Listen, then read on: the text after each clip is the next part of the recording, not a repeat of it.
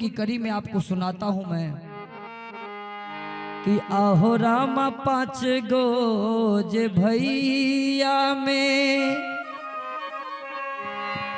एक गो बहनिया जय हो आरे के गो बहनिया से हो बहनी अस करहे जाए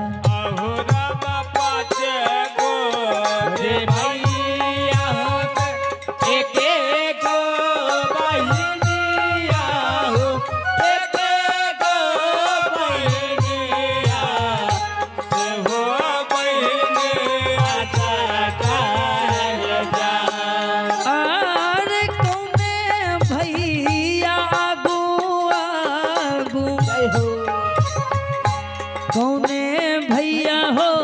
पाछू पाछू कौने भैया हो पाछू पाछू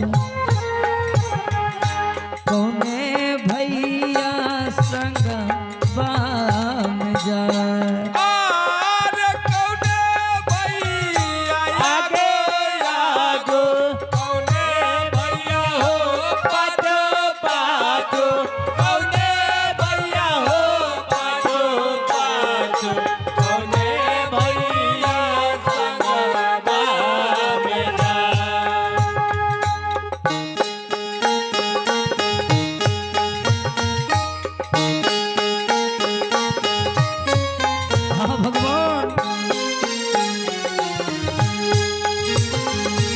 हेलो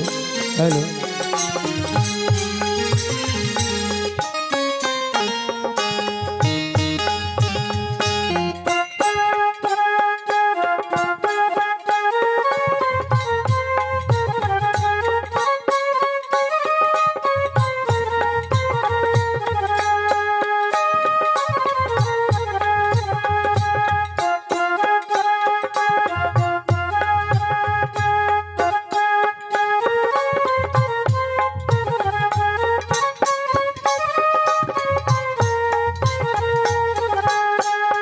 हेलो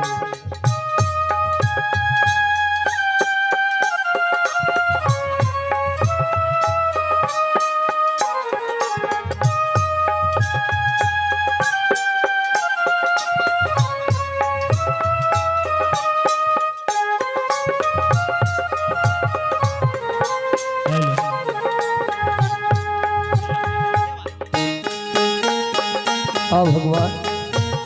जय हो।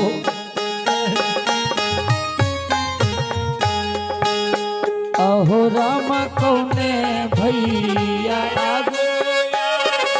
कौने भैया हो बेटे बैठो कौने भैया हो पाछो पाछो कौने भैया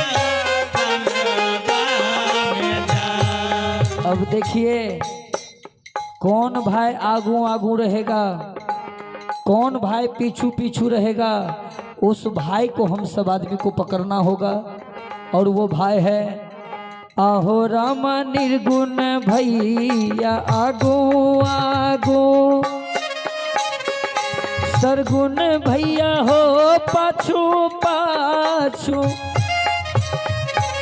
सरगुण भैया हो पाछू पाछू,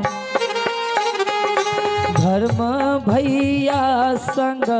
बाम जाए।